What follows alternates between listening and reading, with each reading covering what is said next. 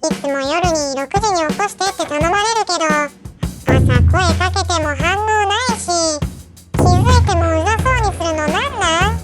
きつな。わかる。あ、スマホくん。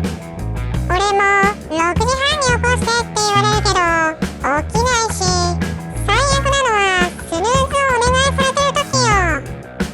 スヌーズ？何度も声をかけないといけないんだよね。気まずいし、やっと起きたと思ったら、ちゃんと鳴ってた？みたいな顔されるとき、マジで帰るわ。わかるわ。明日も一緒に頑張ろうぜ。だな、頑張ろう。